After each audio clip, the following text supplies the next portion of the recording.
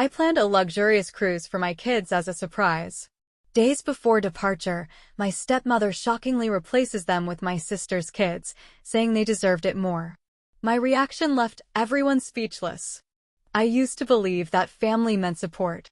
That even if they took advantage of you, even if you swallowed every insult, it was worth it, because you were part of something bigger. But sometimes, family is just people who know you won't say no. I wiped my hands on the kitchen towel and glanced at the clock. 6:47 p.m. Any moment now, my father and stepmother would arrive, uninvited as always. From the other room, I could hear my kids laughing, arguing, creating their own little world of chaos. They were loud, unfiltered, alive, and that's exactly why my stepmother despised them. They are out of control. You've spoiled them rotten. Her voice still echoed in my mind, though our last argument had been days ago. Do you even discipline them? Or do you just let them run wild? I had clenched my jaw but said nothing. There was no point. She had already decided her truth. Mom, are we really going on the cruise? Liza asked, bouncing on her heels. Grandma said it's going to be amazing. I smiled, tucking a stray curl behind her ear. Of course, sweetheart. You and Max are going to have the best time with Grandpa and Grandma. Just a few more days, and you'll be on that big ship, eating ice cream every day. This cruise was supposed to be special.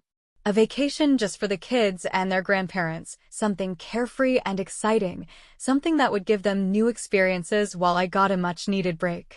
I had planned every detail, paid for everything, and made sure my parents had the best accommodations.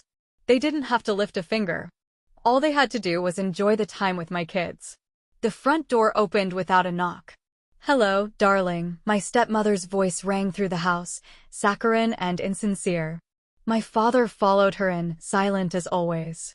He never interfered, never stopped her. I turned, forcing a polite smile. Not today, I told myself. Don't start anything today. Good timing, I said.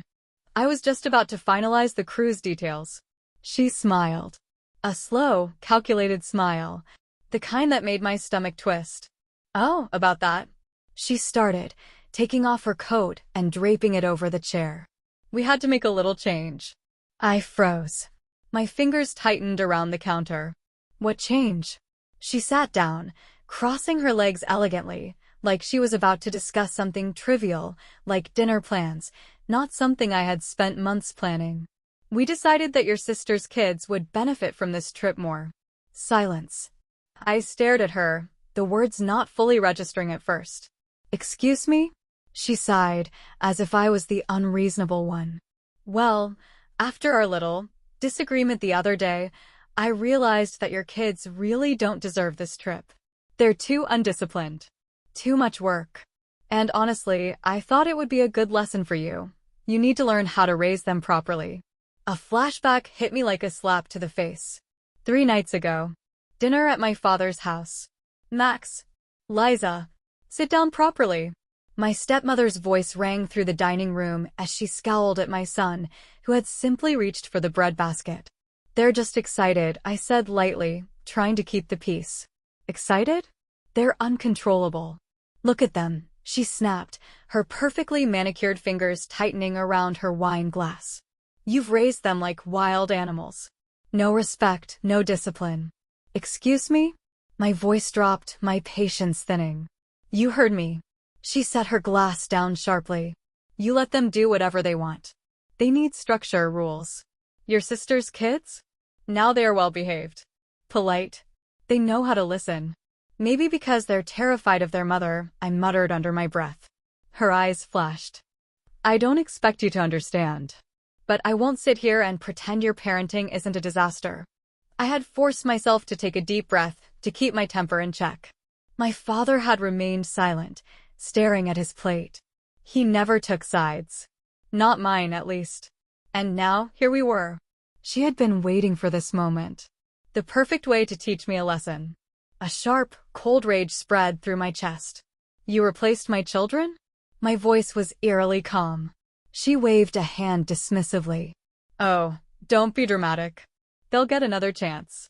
But your sister's kids? They've had a rough year. And, well, they're easier to handle.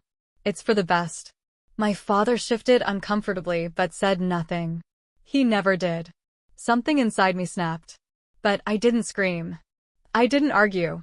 Instead, I reached for my phone, my fingers steady. "Oh," I said, voice light. "That won't be a problem at all." And with a few swipes, I canceled everything. Every ticket. Every suite. Every excursion. Gone. Her smile faltered. "What? What are you doing?" I slipped my phone back into my pocket and met her gaze. Problem solved. Silence stretched across the room like a drawn bowstring, tight and waiting to snap. My stepmother stared at me, blinking, as if trying to process what had just happened. My father shifted in his seat, his discomfort finally manifesting in a clearing of his throat. "You canceled the trip?" she asked, her voice sharp, disbelieving. I met her gaze evenly. "That's right. But that's ridiculous." She gave a forced laugh, like I had just made a tasteless joke. "The cruise is tomorrow. Do you know how much trouble it was to get everything arranged? What will we tell your sister's kids?" I folded my arms. "Tell them exactly what you told me. That plan's changed." Her mouth opened, then closed. My father sighed heavily. "Come on, honey. Be reasonable. The trip is already paid for." "No, Dad." My voice was ice. "I paid for it. And if my kids aren't going, then no one is." The first flicker of realization crossed his face. "You mean you canceled everything?" "The rooms, the tickets." Every last detail, I confirmed. The color drained from my stepmother's face. "You're being childish." "Am I?" I cocked my head. "Because I seem to remember someone else changing plans without asking. You decided my kids didn't deserve to go. Now no one is going." My stepmother shot up from her chair, her expression darkening with barely restrained rage. "You had no right." "No," I cut in. "You had no right to make that decision. To treat my children like they are less than your precious golden grandchildren. You thought you could teach me a lesson? Well, here's one for you. You don't get to make choices about my generosity." Her breathing was heavy, her nostrils flaring. She turned to my father, waiting for him to jump in, to take her side like he always did. But for the first time in years, he hesitated. His brows furrowed as he looked at me, something dawning on him, something he should have realized a long time ago. "You canceled everything?" he repeated, this time softer. I nodded. "And you're really okay with losing all that money?" I let out a short laugh. "Oh, don't worry. I'm getting a refund." My stepmother's eyes widened. "What?" I reached for my phone again and turned the screen toward them, showing the email confirmation from the cruise line. "Full refund." The travel insurance covered cancellations for any reason, and since I booked through my corporate account, I pulled some strings. Every cent is coming back to me. For a moment, the room was dead quiet. Then my stepmother's face twisted with fury. "You." "Me," I echoed, shoving my phone back in my pocket. "I just undid all your work in 2 minutes. Hope it was worth it."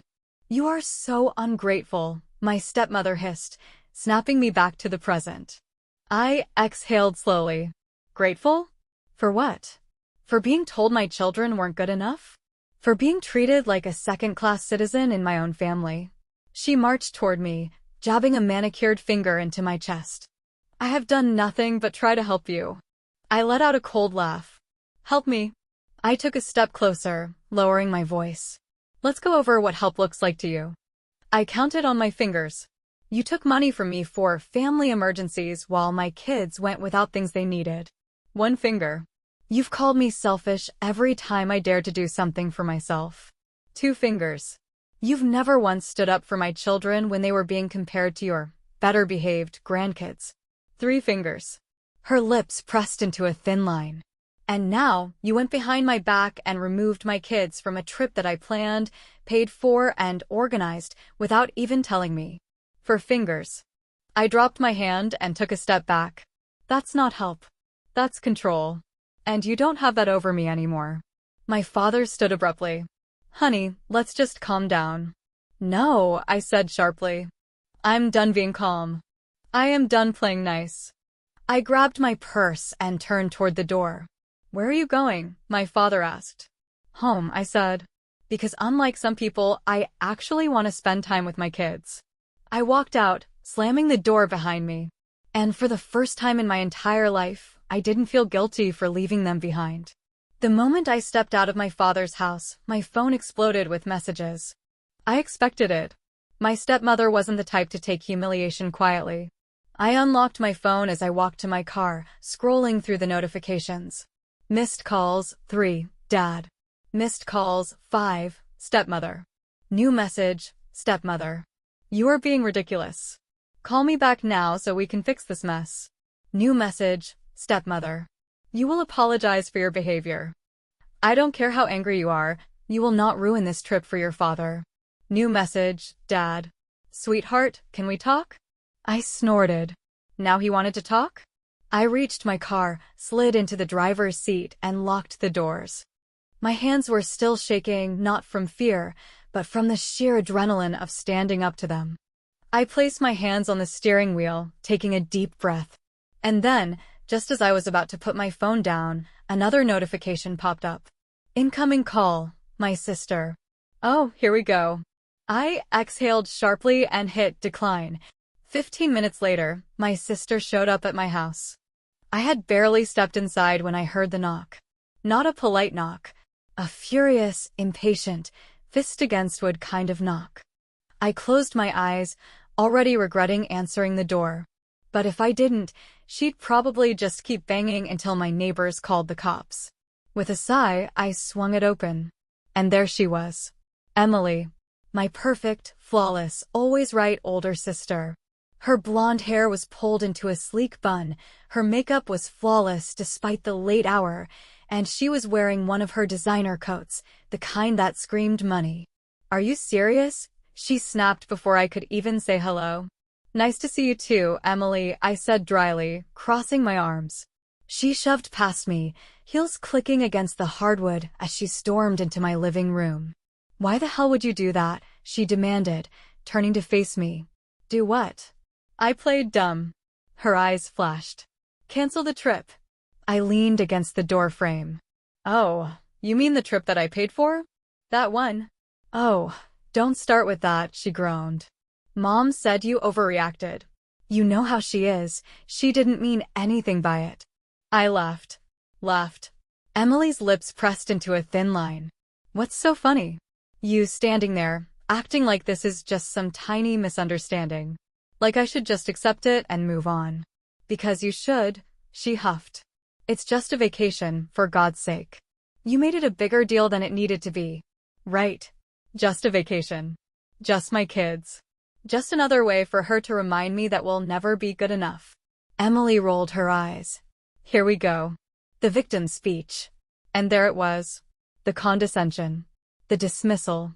The same thing she'd done our entire lives. You always do this, she continued, throwing her hands in the air. You make yourself the victim in every situation, like the whole world is against you.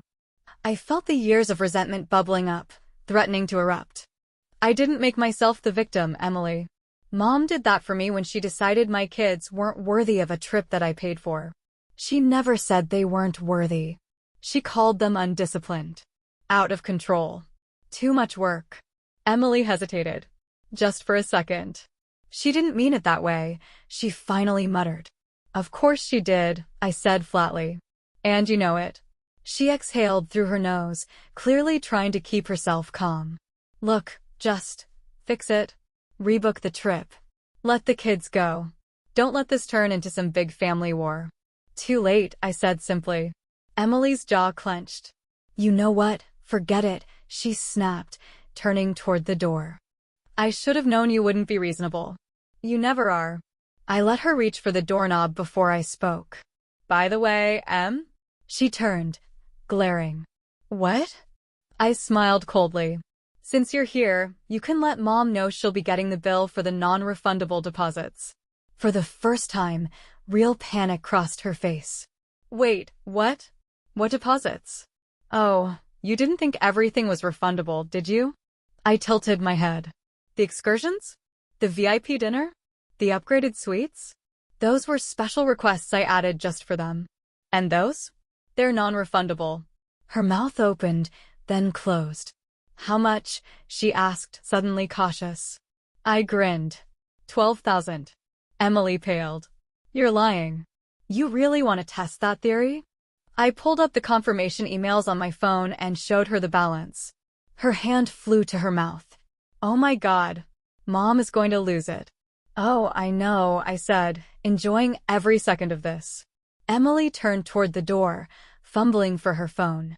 Wait until she hears about this, she muttered, already typing frantically. Oh, tell her one more thing, I added sweetly.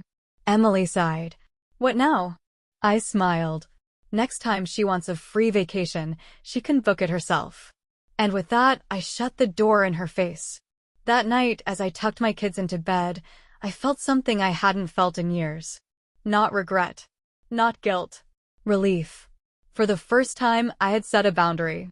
A real, unshakable, expensive boundary. And something told me this was just the beginning. I woke up to 23 missed calls. 15 from my stepmother. 5 from my father. 3 from my sister. I let out a slow breath, already knowing exactly what kind of storm was waiting for me. Sure enough, the moment I unlocked my phone, the messages flooded in. Stepmother, I hope you're happy. Your father is heartbroken. I don't know how you can live with yourself after what you did. Stepmother, your sister's kids were excited. Imagine how they feel now.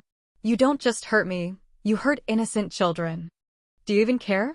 Stepmother, I hope you're ready to explain this to Dad when he calls. I told him everything. Sister, Mom is livid. She's talking about taking legal action.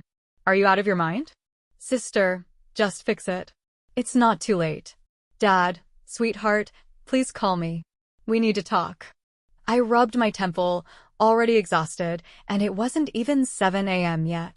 And then, just as I was about to put the phone down, another notification popped up. Incoming call, Dad. I hesitated, then sighed and answered. Hi, Dad. Sweetheart. His voice was tired, like he had aged overnight. Can we talk? We're talking. A pause. Look, I know you're upset, but was canceling the entire trip really necessary? I closed my eyes briefly, pinching the bridge of my nose. Dad, she removed my kids from a trip I paid for without telling me. What exactly did you think was going to happen? He sighed. I just think maybe you overreacted. Overreacted. I repeated slowly, my tone dangerously calm. Dad, if someone had done that to Emily's kids, would you be saying that? Another pause. That's not the point. It's exactly the point. My voice sharpened. You've spent years letting her walk all over me. You always say you don't want to get involved, but what that really means is you don't want to stand up to her. It's not that simple, he muttered. It is. You just don't want to deal with the fallout. Silence. For the first time, I heard him exhale shakily, like the weight of this conversation was finally settling on his shoulders. Your stepmother, she just wanted to do what was best for the family. I laughed, but there was no humor in it. No, Dad. She wanted to do what was best for her version of the family. One where I'm just the person who pays for things but never gets a say. He didn't respond. So let me make this easy for you, I said, my voice turning ice cold. I'm done. I'm done paying for things. I'm done being the family's problem solver. If she wants a vacation, she can book one. If Emily's kids need a trip, she can pay for it. Sweetheart. No. I cut him off, feeling a sharp sense of finality settle in my chest. This was my last act of generosity. And you let her throw it away. Another long silence. And then, quietly, for the first time in years, my father said something that actually sounded real. I don't know how to fix this. I closed my eyes. You don't, I said softly. Because you're 20 years too late. And then I hung up. The next few hours were blissfully quiet. No calls. No messages. I had a late breakfast with my kids, took them to the park, and ignored the outside world. But by mid-afternoon, I knew it was only a matter of time before she showed up. Sure enough, at exactly 3:14 p.m., my doorbell rang. I didn't move. Then it rang again. Longer this time. Then knocking. Loud, impatient knocking. I sighed, finally getting up. Might as well get this over with. I opened the door, and there she was. My stepmother. Her perfectly blow-dried hair was a little less perfect. Her designer blouse slightly wrinkled. But her eyes, oh, they were filled with pure fury. "We need to talk." I leaned against the door frame, arms crossed. "I really don't think we do." She pushed past me, inviting herself in like she always did. I let her because, honestly, this was about to be fun. She spun to face me, her hands on her hips. "What the hell is wrong with you?" I smirked. "Be more specific." "You ruined this trip. Do you have any idea what you've done?" "Oh, I have a pretty good idea. Your sister is panicking. The kids are devastated. Your father is heartbroken. And you?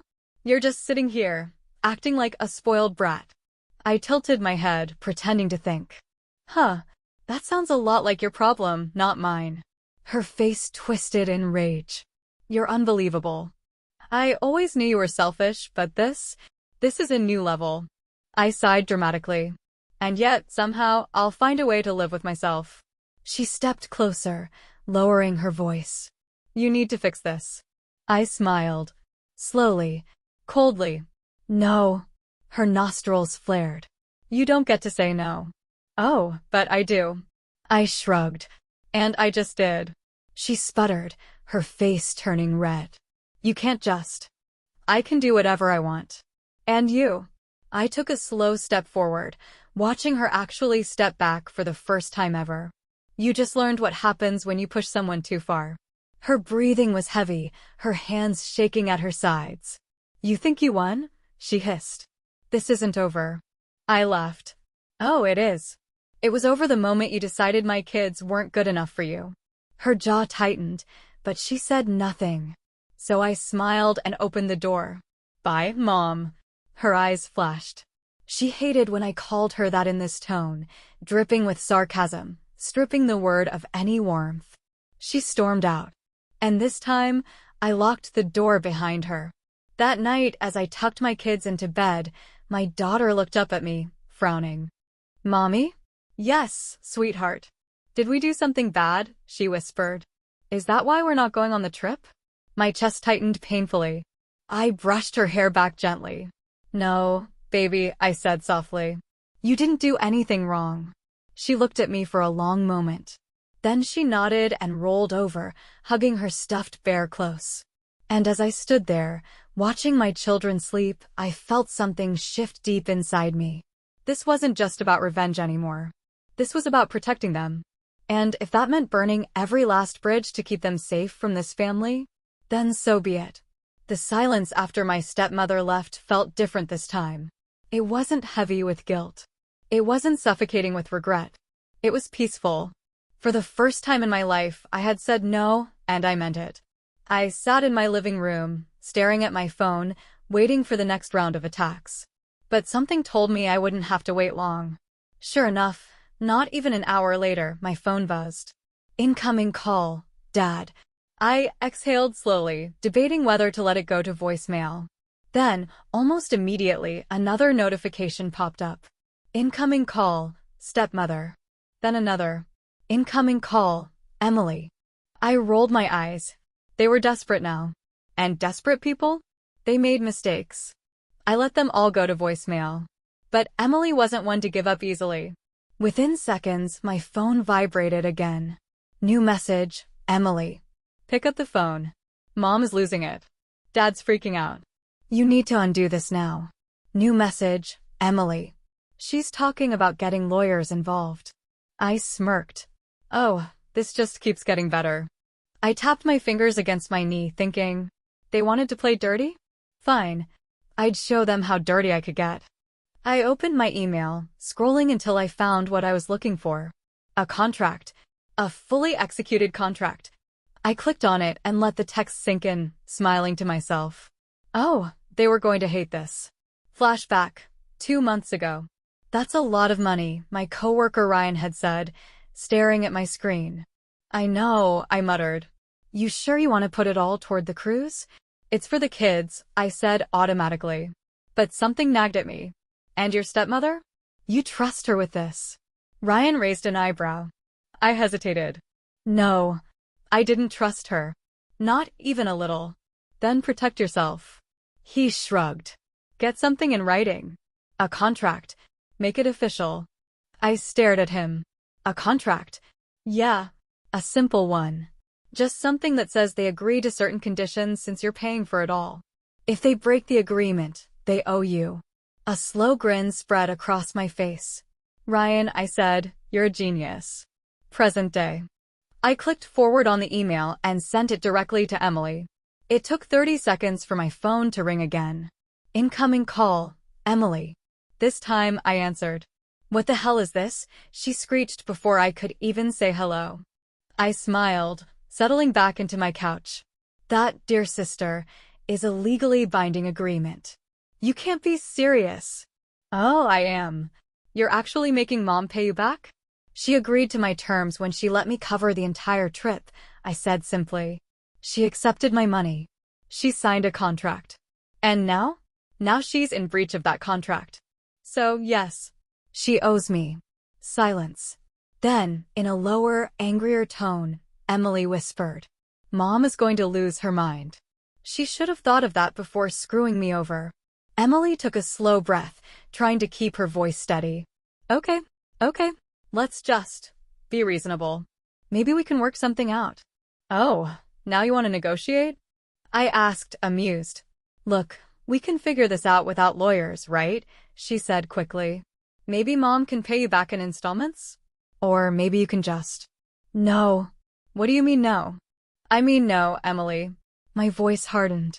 Mom always gets away with this crap. She manipulates. She twists things. She does whatever she wants, and you and Dad let her. Well, I'm not playing anymore. She owes me money, and she's going to pay it. Emily was silent. For the first time in her entire life, she didn't have a comeback. You're serious, she finally muttered. Dead serious. You'd actually sue her over this? If she pushes me? Yes. Another long silence. This is going to destroy the family, Emily said quietly. No, Emily, I said, calmly, coldly, finally free. This family was already broken. I'm just done pretending it wasn't. And then I hung up. That night, I opened a bottle of wine, curled up on my couch, and waited. For the fallout. For the meltdown. For the moment my stepmother realized she wasn't in control anymore. And sure enough, at exactly 9:02 p.m., my phone exploded with calls. Dad. Emily. Stepmother. I didn't pick up. Because this time, I was done. After canceling the cruise and confronting my stepmother, I'm faced with a tough decision: pursue justice in court or seek a peaceful resolution. Reddit, did I make the right choice by standing up for myself? Should I go to court, or is it better to try and reconcile?